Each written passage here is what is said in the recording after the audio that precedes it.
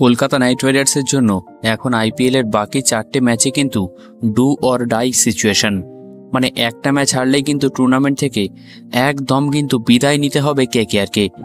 সেখানে দাঁড়িয়ে প্রত্যেকটা ম্যাচ কিন্তু ইম্পর্টেন্ট। আর রাহানে তো বলেই দিয়েছে যে আমরা একটার পর একটা ম্যাচ ধরে এগোতে চাই, আমরা 4টে ম্যাচের হিসাব করে খেলছি না, আমরা একটা ম্যাচের হিসাব নিয়েই কিন্তু খেলছি। আগের ম্যাচটা জিতে একটা দুর্দান্ত কামব্যাক করেছে কেকেআর, আর আজকের ম্যাচটা অবশ্যই রাজস্থান রয়্যালসের বিরুদ্ধে আমাদেরই হোম গ্রাউন্ড ইডেন গার্ডেন্সে খেলা হবে। আর আজকের ম্যাচটা বিকাল 3:30 থেকে শুরু হবে।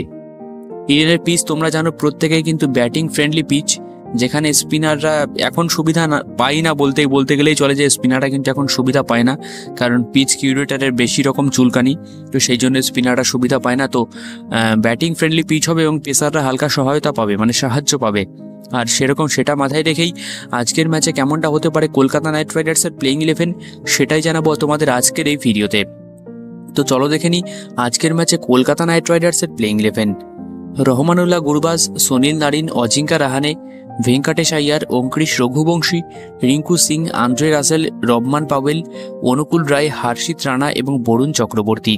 এবং ইম্প্যাক্ট প্লেয়ার হিসাবে যদি কেকেআর প্রথমে বোলিং করে তাহলে সেকেন্ড ইনিংসে ইম্প্যাক্ট হিসাবে থাকবে রঘুবংশী, এবং যদি প্রথমে ব্যাটিং করে তাহলে সেকেন্ড ইনিংসে ইম্প্যাক্ট হিসাবে থাকবে বৈভব আরোরা। তো আমার মনে হয় এটাই প্লেইং 11 হওয়া উচিত, কোনো পরিবর্তন দরকার নেই।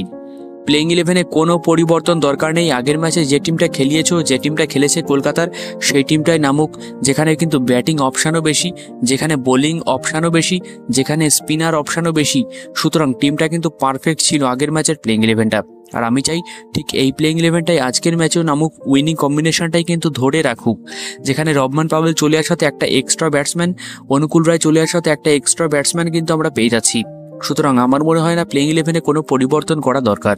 তোমাদের মতে প্লেইং 11-এ কি কোনো পরিবর্তন করার দরকার নাকি দরকার না, অবশ্যই কমেন্টে জানিও। সঙ্গে এটাও জানিও যে আমরা আজকের ম্যাচটা জিতবো, তো সেটা কিন্তু অবশ্যই কমেন্টে জানিও।